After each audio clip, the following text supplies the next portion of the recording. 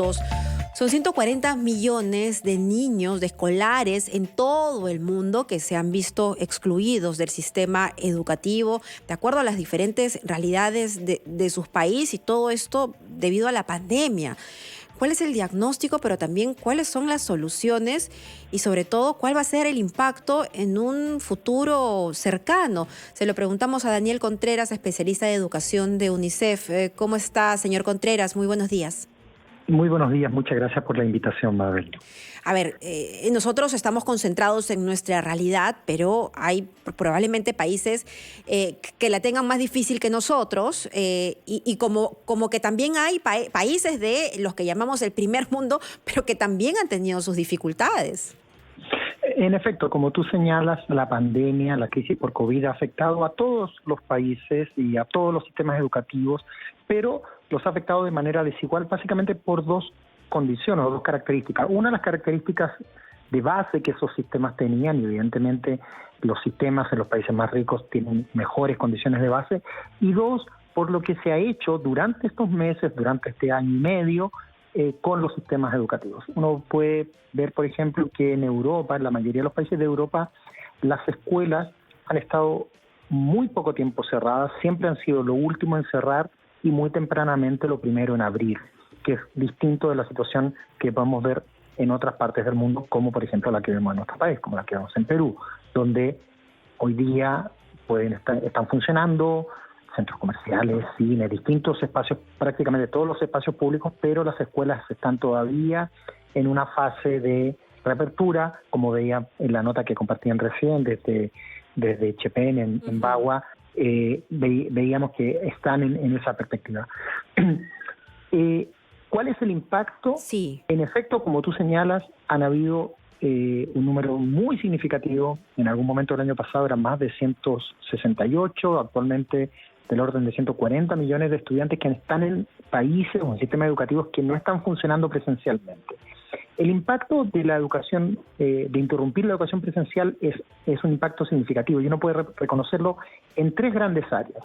En el área del aprendizaje, es decir, que la experiencia de la educación a distancia ayuda, es una solución de emergencia, pero no es completamente equivalente y por lo tanto hay que tener educación presencial y no tenerla se nota en los aprendizajes que se alcanzan. Un estudio hecho en Brasil muestra que más o menos hay un 20% menos de aprendizajes si uno compara lo presencial con lo virtual en buenas condiciones. Otro tema son las condiciones en que lo virtual ocurre. Para el caso del Perú, el Banco Mundial ha estimado que hoy día, si se tomara la S de segundo en lectura, tendríamos un retroceso, tendríamos un desempeño parecido al del 2012, una estimación. El segundo impacto significativo es el que tiene que ver con interrupción de las trayectorias educativas. Como tú bien decías, hay 140 millones de niños que han estado, niñas y adolescentes que han estado con sus escuelas cerradas. Muchos de ellos van a volver, pero algunos de ellos no van a volver. ¿Y eso cómo impacta, señor Contreras? Porque claro, algunos pueden decir, bueno, pero ya se recuperarán los niños. A ver, si lo ponemos en términos económicos, ¿no? Económicos sociales, el hecho de que estos gran cantidad de escolares se hayan visto excluidos, pues también esto significa que ese capital humano que se está preparando para un futuro finalmente no rinda como debe rendir, por lo tanto tendrán menos oportunidades, por lo tanto continuarán en el círculo de la pobreza.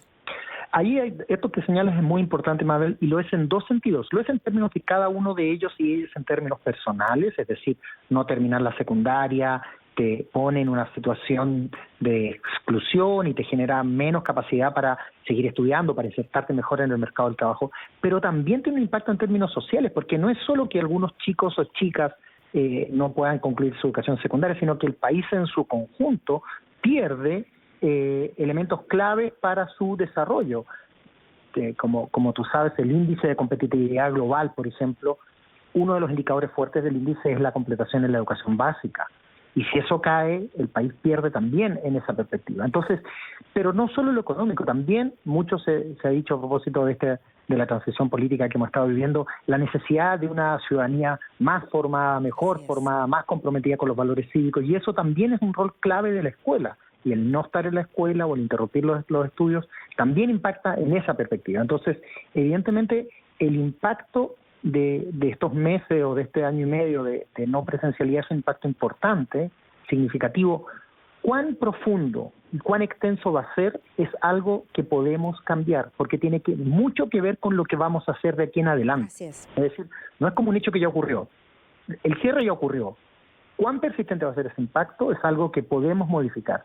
Y ahí la palabra clave, tú la decías, es reabrir las escuelas en una perspectiva de recuperación. No es esto como si estuviéramos en el último día del año escolar del 2019. Esto no es la misma escuela de diciembre de 2019. Esta es otra escuela con otros desafíos. Recuperar aprendizajes, apoyar el bienestar socioemocional de los estudiantes, recuperar, reatraer a todos aquellos y aquellas que han visto interrumpir sus trayectorias escolares, que han dejado de estar conectados con la escuela.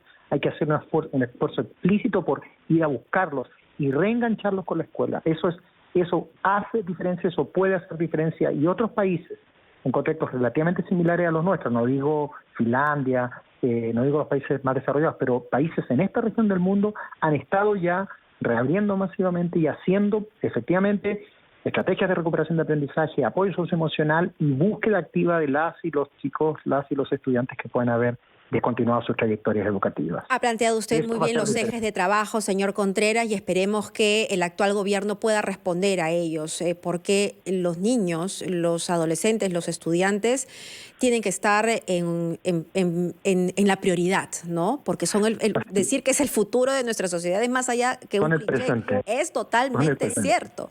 Muchísimas gracias. Era Daniel Contreras, especialista de educación de UNICEF. Nosotros vamos a siempre continuar hablando sobre la educación de nuestros niños, porque aquí en RPP es nuestra principal preocupación.